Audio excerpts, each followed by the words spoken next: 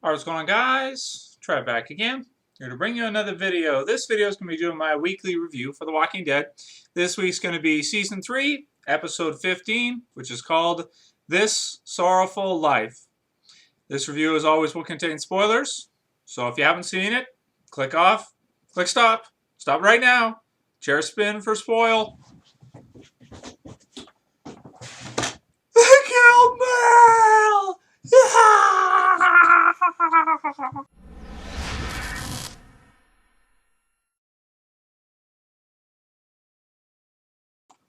Wow. Okay, sorry for the late review, guys. I had to work late last night, so wasn't able to get this done until right now. It's 2:05. Just finished watching the 1 o'clock showing of The Walking Dead. I'm going to give my thoughts on the episode, do my full, in-depth, detailed review as usual. Um, Overall, I mean, man, it was a great episode. Great, great, great episode. We knew it was going to be. The season finale is coming. We got one more episode left, and that should cap it, but just like last season, the second last episode of the season, we got to see a huge character death. And, I mean, it makes sense that it would be Merle, because if you think of it, he's had quite a bit of time in the show. He maybe outlived his welcome, so to speak. Michael Rooker, an awesome actor, definitely will be missed on the show because he's just so interesting, such an interesting character. But we did, of course, see him early on in the first season. Season 2, he wasn't there. Comes back for Season 3 and had quite a bit of time on Season 3. More time than I actually thought he would have. More development than I thought he actually would have gotten overall.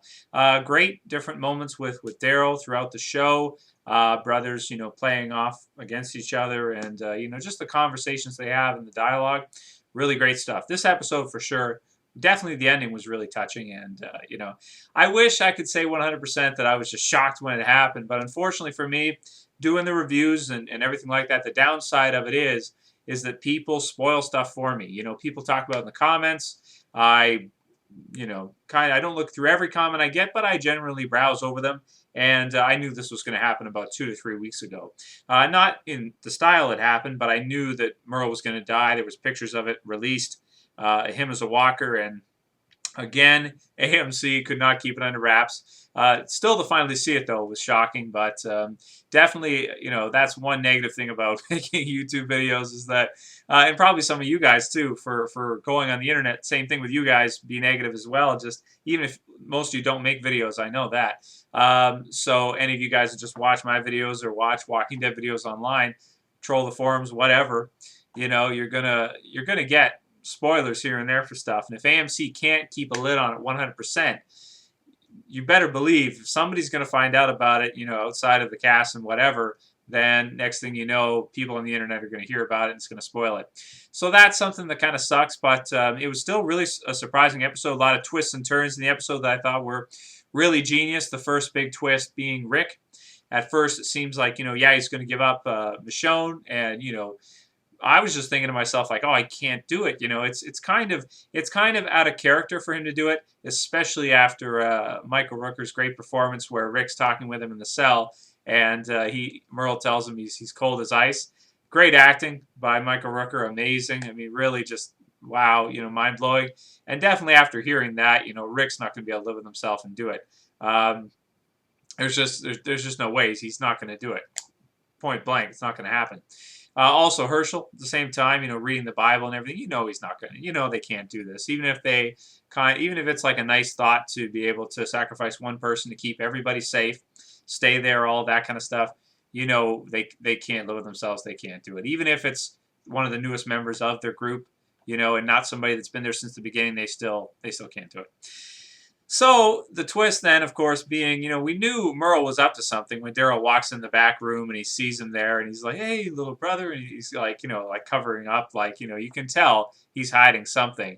I'm surprised Daryl couldn't tell, but you can tell he was. And then afterwards, we kind of find out that, he's tricking Michonne. Now, that was a scene I loved a lot where they go down the tombs. And the second that he hits her, I was just like, oh my gosh, that's crazy, man. Because, just the way it all happened, everything, like he's setting her up for it, and it's like, is she going to fall for it? Is she going to notice? Clang, hits her right over the head, just brutal. And he does what he does best. He gets the dirty jobs done. Absolutely. What can you say? He definitely does that.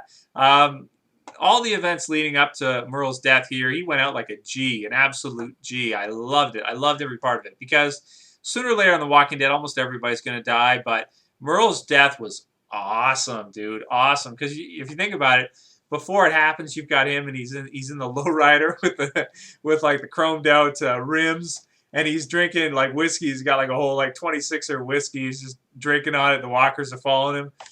That for me was a holy shit moment. I was just like, this is awesome. He's got the speaker turned up and all the walkers are following him, and he brings the herd with him, and he goes out, man, in absolute blazing fashion, because I counted at least 6, maybe 7 people that Merle killed by himself before getting taken down.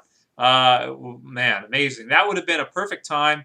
Well, he did that if Rick and Daryl and the rest of them could have came in and just, man, you know, there would have been probably at least one other casualty, maybe Merle and somebody else on Rick's side. But if they would have coordinated it right and gone with that, I mean, they could have done really well. They could have taken him out pretty good.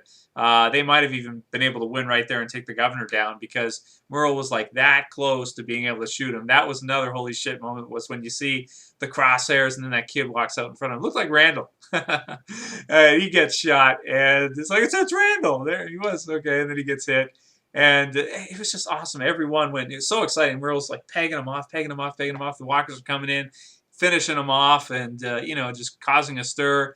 And then they notice, and it's like, holy shit. So then the most exciting part of the whole episode, probably, the governor and Merle face to face, and the governor bites off his fingers, man. Brutal. I was like, come on, Merle, you can do it. You can do it. You know, one swing or something, just get him. Oh, man. Wow. Awesome. So then the end of the episode, of course, Daryl has to be the one to do it, stumbles upon him, and Zombie Kill of the Week, of course, has to go to Daryl in this one. Very touching scene at the end. Michael Rooker as a zombie looked great.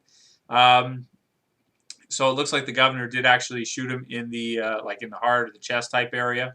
So by the time Daryl gets there, they're all gone, and Merle's just sitting there eating something. He'd be a badass zombie too to mess with. You know, he's got his hook hand and everything. His hook, where's the hook? You know, like going after. I like, you know, the scene with Daryl. It's like I'm like sitting there thinking, oh, I'm like worried. Is he gonna raise his arm? Like, because that would be hard to mess with. Like a walker that's got like a blade for a hand, man. It's brutal. It's brutal. But definitely a great episode. Very exciting. I'm not disappointed at all. You know, I was expecting something like this, but I'd say it surpassed my expectations. I'd say so. I mean, I was thinking we get a couple more deaths. The Woodbury crew got a lot of deaths. You know, I counted 6, maybe 7, at least 5 at minimum. So plus that Merle, you know, you've got at least 6 or 7 deaths in one episode. So it wasn't a lot of characters on Rick's side. But again, we don't have that many characters on Rick's side anyway. So if they start just knocking them down left, right, and center, soon we're going to be almost out of characters. There won't be anybody there. So I guess it makes sense that they'd kind of be picky and choosy. Because if we see another character death in the finale, you know, they're really getting thin. So, by the way, the preview for next week looks like they're going to leave. Looks like they're going to run. So that'll be interesting to see what happens with that as well. Obviously, they won't get away before some kind of shootout happens, you know, regardless. But anyway, definitely a great episode from Merle. This was a great season for people who like Merle. I'm definitely a big Merle fan.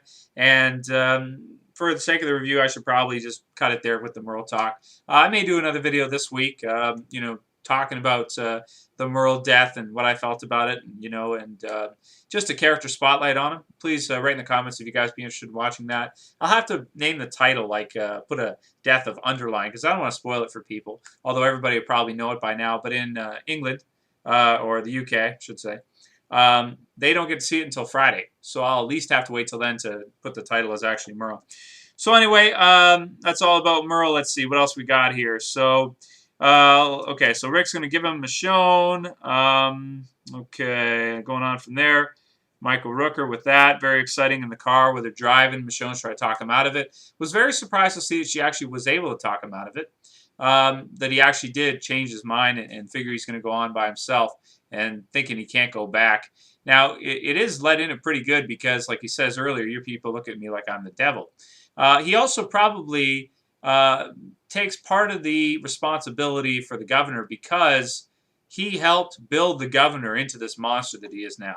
Another line I liked of Michael Rooker's was where he, where he says that the governor, you know, with his whole never waste a bullet thing, like some of the stuff he's done, like killing like live people, like slitting wives' throats and stuff like this. And it really shows us more than what we initially had thought. At least me, I thought that the governor was kind of, when we met him at the beginning of the season, he was cruel, but at the same time, to a degree. But I guess we're getting to see now with Merle's explanation just how cruel he actually was, being more than I thought he actually was. I didn't think he would do stuff like that, but obviously, he fools people because he puts on that persona in front of everybody, and then when it comes to people he doesn't know or that can't benefit him, he's totally different, totally completely different.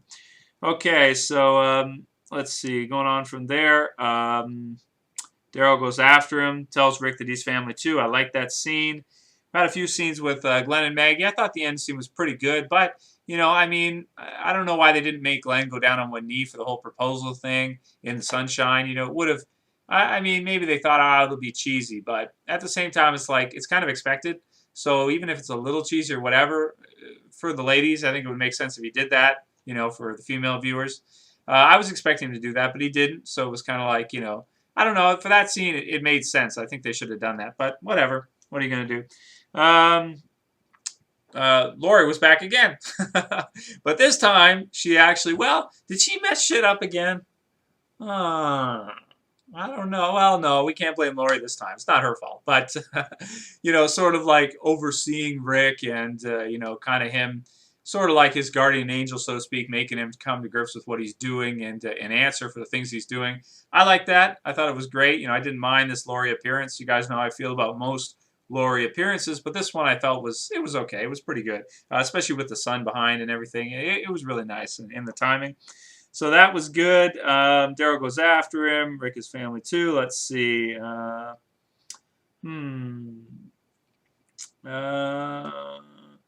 getting the ring off the walker. I thought that was kind of clever, kind of cool. I forget if he did that in the comic books or not. I can't remember. Let's see. Am I missing anything? And, okay, so the speech by Rick at the end about the whole Rick-tatorship thing. So I think that makes more sense that they would kind of think about it, in terms of the whole group and vote on it and then decide what they're going to do. Also, Rick coming clean about about the whole Michonne thing was pretty good as well. I don't think anybody in the group really would blame him for it. But at the same time, they probably would have liked to have been in on it, and maybe things have gone smoother. Granted, really, this whole thing was really Merle's fault, but he did his darndest. He did the best thing he could. He knows the governor's not going to allow for peace, regardless with Rick's group. He knows that. He absolutely knows that, and so he tried his best. And he did really damn well, man. Tough MFer, that's for sure. Taking out 6 or 7 guys like that, you had to think they were getting pretty thin. Like there was the governor, Martinez, maybe 2 other guys that were left, and they were able to get Merle. It was close. It was pretty damn close, man. He almost had him. Plus, if you kill the governor, then the whole thing's over. So he was really damn close. Very touching scene at the end with Daryl and Merle, absolutely. And when he just stumbles upon him there and he sees him, and great acting by Norman Reedus as always. Thought that was really, really cool. And that's really all I got to say. I thought it was a pretty ingenious episode. I'm going to give it a 9.5 out of 10. I thought it was almost perfect with just a few little things I would have changed. But other than that, it was a great episode, a great lead into the season finale. Season 3 has been absolutely fantastic. And, when you look back on it, Merle's a really badass character, that's for sure. Went out like a G, drinking whiskey and, bringing an army of walkers with him. It was brilliant, man. Great writing, absolutely brilliant. I loved it. Great episode. So I won't go on too long because I don't have too much more to say that really matters with regards to this episode. Very excited for the season finale. 1 more left, and then a break until next year. So anyway, I'll call it here. And, of course, as always, tomorrow, the next day, my predictions video for the season finale will be up. And I'll probably do discussion topic about Merle if you guys want to see that character. Look back, me talk about him a little bit. Write in the comments, and that's pretty much all I got to say for this one. So that's it for this video, guys. I'll see you for the next one. This is Trev, and I'm saying peace.